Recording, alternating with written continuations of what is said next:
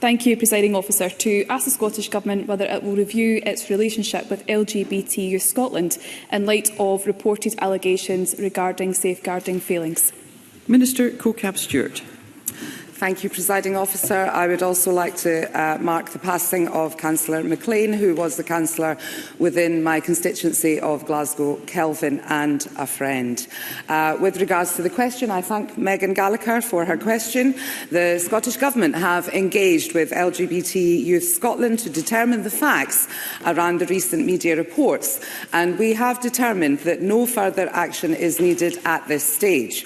I refer the member to LGBT Youth Scotland's recent statement that reinforces how they have strengthened their safeguarding policies over the last 5 years to ensure they are in line with the legislation and also meet national standards. The organisation continues to review their safeguarding policies annually to ensure they are as comprehensive as possible. Megan Gallagher.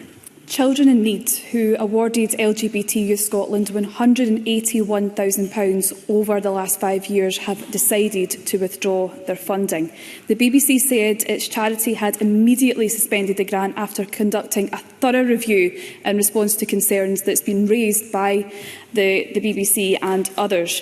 This comes after the Mail published a damning investigation of LGBT Youth Scotland, where former Chief Executive James Rennie was jailed for horrific child sex assaults after he was unmasked as a member of one of Britain's worst ever paedophile rings. I've raised concerns about LGBT Youth Scotland in this very chamber, the guidance they provide to and the guidance that they provide to children and young people regarding safeguarding.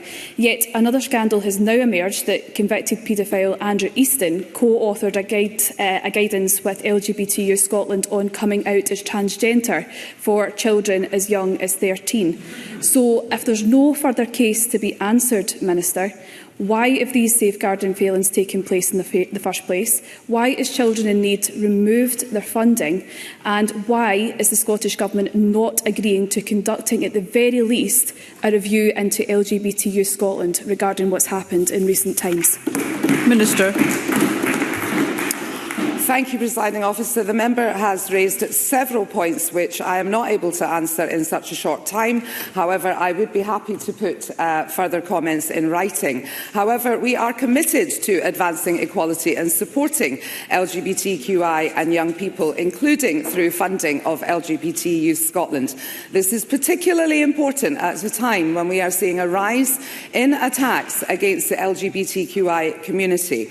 I would also like to point out that LGBT Youth Scotland are not under any criminal investigation. Recent media reports related to a convicted individual who was a young person when he attended the charity in 2009, but was not a volunteer or a paid employee. Thank you. Brief supplementary. Emma Roddick. Thank you, Presiding Officer. It's so important that children and young people have somewhere that they can go to expect care, safety and advice, even if, sadly, that is not at home.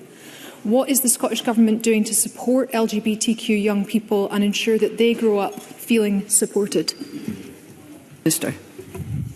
I thank Emma Roddick for that answer and for the opportunity to reaffirm our commitment to doing everything we can to make sure that Scotland is the best place to grow up for LGBTQI plus young people. This is particularly important, as I said, as we are seeing a rise in attacks against that community. We are providing £290,870 worth of funding to LGBT Youth Scotland for 2024-25 through our Equality and Human Rights Fund to deliver a range of projects to support LGBTQI plus young people.